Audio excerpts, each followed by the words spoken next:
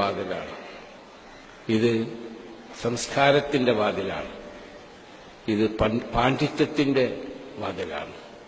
ഇത് രാജ്യസ്നേഹത്തിന്റെ വാതിലാണ്. ഈ രാജ്യത്ത് ജീവിക്കുന്നതിന്റെ അഭിമാനമുള്ള വാതിലാണ്.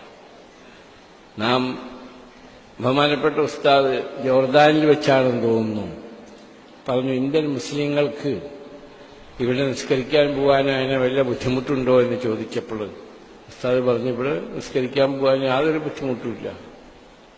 ഞാൻ ഉസ്താദിനെ ആദ്യമായി പരിചയപ്പെടുന്നത് തന്നെ ഒരു ഷെയ്ഖിന്റെ മജ്ലിസ് പുറത്ത് കാത്തിരിക്കുകയാണ് മണിക്കൂർ കണക്കിന് അദ്ദേഹത്തെ കാണാൻ വേണ്ടി.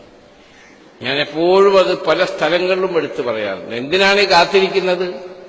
ഇത്രയും മഹത്തായ സ്ഥാപനങ്ങൾ ഇവിടെ കെട്ടിപ്പൊക്കാൻ നിങ്ങളെപ്പോലെയുള്ള മുതഅല്ലിമീങ്ങൾക്ക് ഇവിടെ സുഖകരമായി വരുവാനും പഠിക്കാനും അറിവ് നേടുവാനും അതിൽ നിന്ന് ആ അറിവിൽ നിന്ന് നിങ്ങൾക്ക് ജീവിതമാർഗം കണ്ടെത്തുവാനുള്ള സാഹചര്യം സൃഷ്ടിക്കാൻ വേണ്ടിയാണ് ബഹുമാനപ്പെട്ട ഉസ്താദുകളുടെ മണിക്കൂർ കണക്കിന് കാത്തിരുന്ന് അവരോട് മർക്കസിനെപ്പറ്റി പറഞ്ഞ് കാര്യങ്ങൾ മനസ്സിലാക്കി എന്തെങ്കിലും റെക്കമെൻഡേഷൻ പലരുടെ കയ്യിൽ നിന്ന് വേണമെങ്കിൽ അതനുസരിച്ച് അവരെ സന്തോഷിപ്പിച്ച് കെട്ടിപ്പിടിച്ച് വയർന്ന് അവിടെ നിന്ന് എന്തെങ്കിലും കിട്ടിയിട്ടുണ്ടെങ്കിൽ അതിവിടെ കൊണ്ടുവന്ന് ഇത്രയും മഹത്തായ സ്ഥാപനങ്ങൾ കെട്ടിപ്പടുക്കാനാണ് അദ്ദേഹത്തിന്റെ ജീവിതം ഒഴുകിവെച്ചത് എന്നത് ആർക്കും നിഷേധിക്കാനാവാത്ത ഒരു സത്യമാണ്.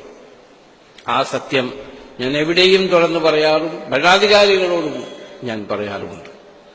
ഞാൻ പറഞ്ഞു വന്നത് ഇതൊരു സമാധാനത്തിന്റെ ഗേറ്റാണ്, രാജ്യസ്നേഹത്തിന്റെ ഗേറ്റാവണമെന്ന് പറഞ്ഞത് നാം ഈ രാജ്യത്ത് ജീവിക്കുമ്പോൾ ഉസ്താദ് എപ്പോഴും ജോർദാനിൽ പോയിട്ടും പറഞ്ഞത് അതാണ്. നമ്മുടെ രാജ്യത്തെ പുകഴ്ത്തിക്കൊണ്ടാണ് അദ്ദേഹം അവിടെയും സംസാരിച്ചത്.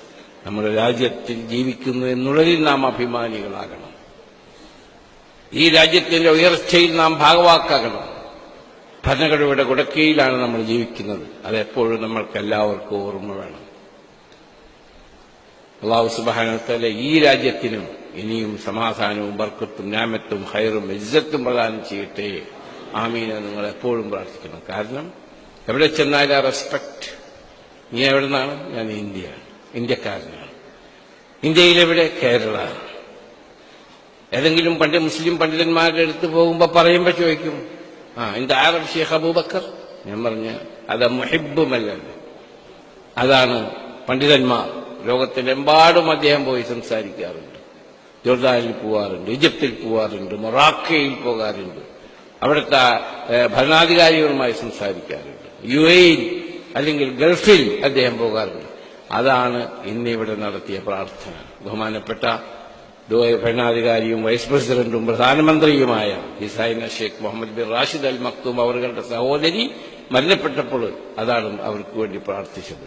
കാരണം ആ രാജ്യത്തിനോട് നാം നന്ദി വേണം, അതിന്റെ ഭരണാധികാരികളോട് നന്ദി വേണം. അതുകൊണ്ട് നമ്മൾ ഒരുപാട് ആളുകൾ ഉപജീവന മാർഗമാണ് മർക്കസ് ചെയ്യുന്ന എല്ലാ സ്ഥാപനങ്ങളും. അപ്പൊ ഞാൻ ഉസ്താദിനോട് ചോദിച്ചു, ഉസ്താദെ ഗേറ്റ് വേറൊരു സ്ഥലമാണ്, ഈ സ്ഥലത്തിന് എന്ത് വെച്ചപ്പോ പറഞ്ഞ് ആ സ്ഥലം സ്കൂളുണ്ടായിരുന്നു, പൊളിച്ചു. ഞാൻ പറഞ്ഞു ഇൻഷാ അല്ലാഹ് പൊളിച്ചതിന് ഞാൻ തന്നെയാണ് അതിന്റെ ഉത്തരവാദി. കാരണം ഗേറ്റ് ഞാൻ പറഞ്ഞതല്ലേ, ഞാൻ ഇൻഷാ അല്ലാഹ് ഉണ്ടാക്കി തരും. ആയതുകൊണ്ട് അല്ലാഹു ഒരു സാലിഹായ അമലായി സ്വീകരിക്കട്ടെ. നമ്മളെല്ലാവരും എന്റെ മാതാപിതാക്കളടക്കം മരണപ്പെട്ടു പോയ എല്ലാവരുടെയും ആഖിറം അല്ലാഹു സുബ്ഹാനഹു വ തആല വെളിച്ചമാക്കി കൊടുക്കട്ടെ. ലോകത്ത് മരണപ്പെട്ടു പോയ എല്ലാ മുസ്ലിമീങ്ങളുടെയും മുഅ്മിനീങ്ങളുടെയും എല്ലാവരുടെയും തെറ്റുകൾ അല്ലാഹു സുബ്ഹാനഹു വ തആല മാപ്പ് കൊടുത്ത് അവർക്ക് വിചാരണ കൂടാതെ സ്വർഗം കൊടുക്കട്ടെ. ആമീൻ.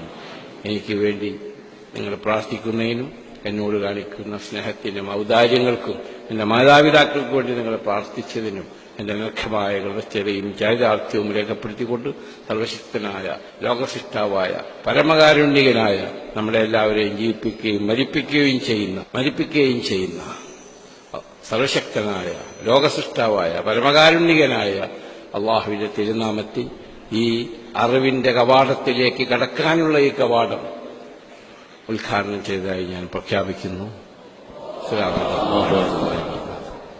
എന്റെ നാട്ടിൽ നിന്ന് ഉമ്മർ ഹാജിയുണ്ട്. അദ്ദേഹവുമായിട്ട് ഉസ്താദ് ഒരു ഫോട്ടോ ഒരുമിച്ച് ഇവിടെ നിന്നെടുക്കണം. ഇന്നലെ മിനിയാന്ന് ഞാൻ ജുമാക്ക് വന്നപ്പോൾ അദ്ദേഹത്തോട് പ്രോമിസ് ചെയ്തിട്ടുള്ളതാണ്.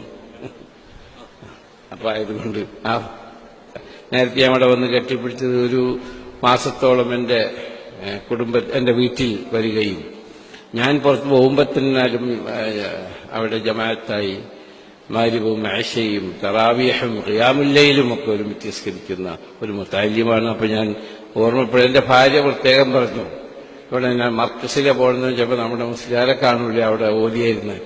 ആ മുസ്ലിയാരുടെ ഓത്ത് എൻ്റെ കുടുംബത്തിനും മക്കൾക്കൊക്കെ ഭയങ്കര ഇഷ്ടമായിരുന്നു. അപ്പോൾ ഞാൻ പറഞ്ഞു ഇൻഷാ അല്ലാഹ് തീർച്ചയായിട്ടും ഞാൻ കാണും. ആ മുതഅല്ലിമാണ് ഇവിടെ വന്നത്. ഉസ്താദ് പറഞ്ഞു വെച്ചെന്ന ആൾ തന്നെയാണ്. ആ കണ്ട് ഞാൻ കെട്ടിപ്പിടിച്ചത്. അദ്ദേഹത്തിനും കുടുംബത്തിനും അല്ലാഹു സുബ്ഹാനഹു വ തആല ഖൈറും ബർക്കത്തും റഹ്മത്തും പ്രദാനം ചെയ്യട്ടെ.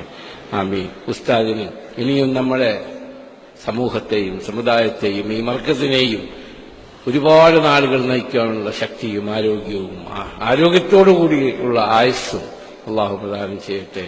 ആമീൻ. അസ്സലാമു അലൈക്കും.